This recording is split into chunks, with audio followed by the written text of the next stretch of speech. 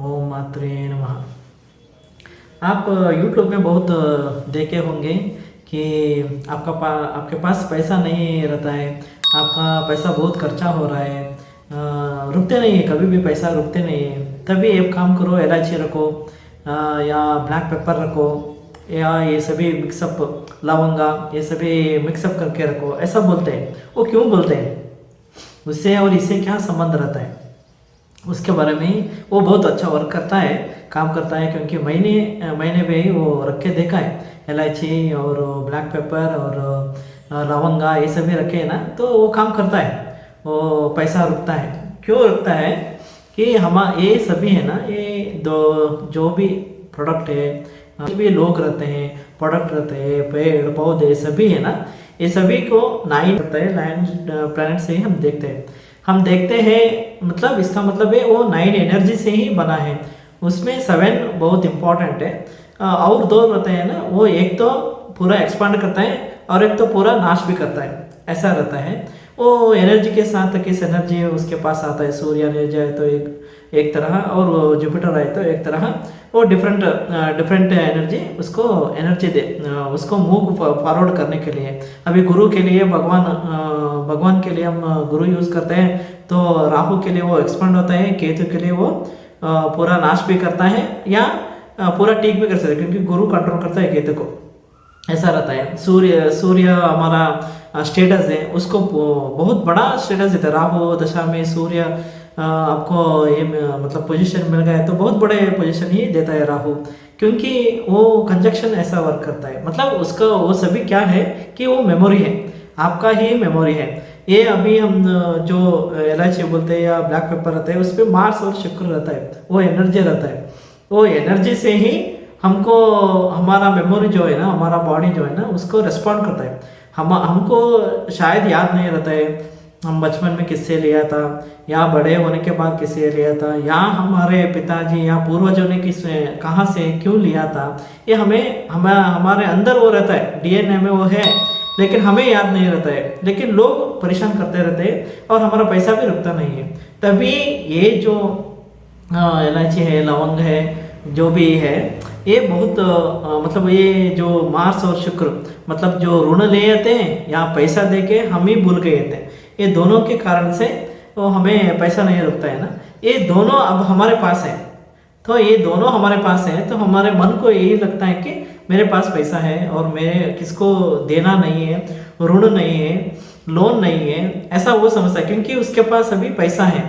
प्राचीन काल में यही हमारा पैसा था, क्योंकि जो गुरु के पास जाते थे वो फल देते थे, उनका पास राइस दे तो राइस देते थे, नहीं तो थोड़े लोग व्यापार में ये शुक्र, ये जो लवंग है, मसाला, जो भी पदार्थ आता है वो व्यापार में करते थे। वो बहुत बड़ा पैसा है, मतलब उसका करोड़ में होते थे पहले, मतलब उसका जैसा व्यापार कहाँ भी नहीं होता था। मतलब वो मेमोरी में हमारे डीएनए में ना वो याद है, वो याद के लिए लोग पहले क्या बोलते थे कि उसका ऋण आए तो या लोन आए तो ये रख लो, ये रखे तो वो रुक जाएगा, क्योंकि उसका याद में रहता है कि यही पैसा है।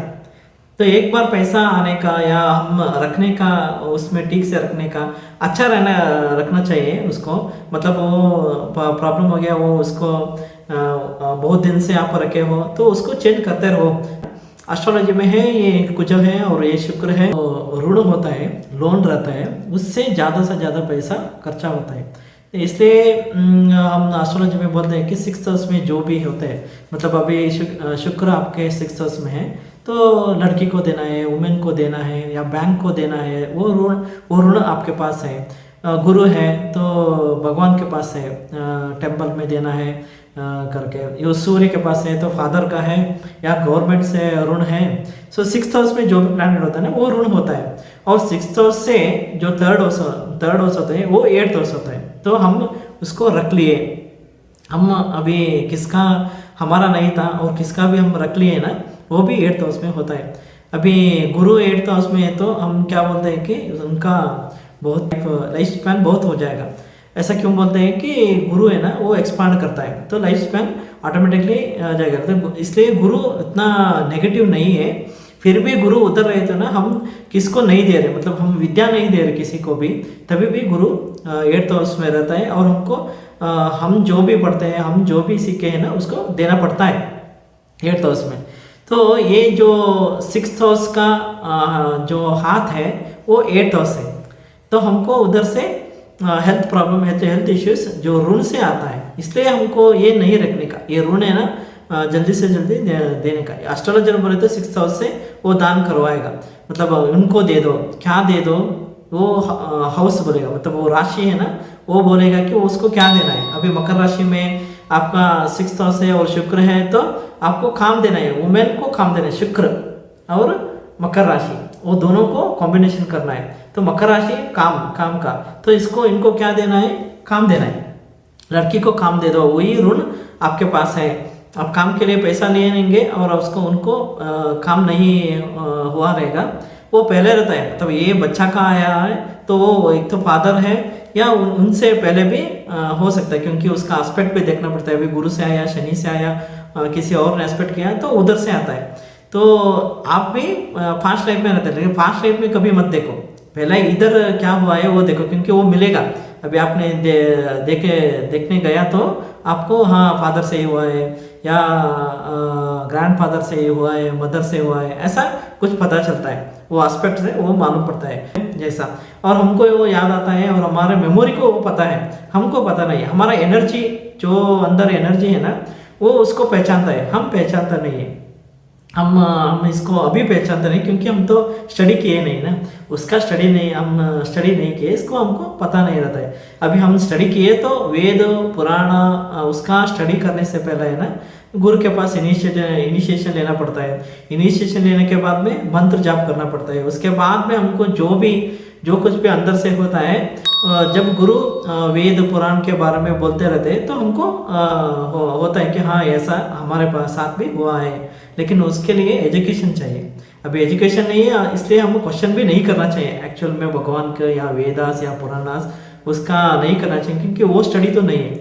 हाँ वो किसने क्वेश्चन कर सकते हैं, जो लोग पढ़ते हैं ना उनको है वो लोग करना चाहिए, वो लोग उसका डिबेट करना चाहिए।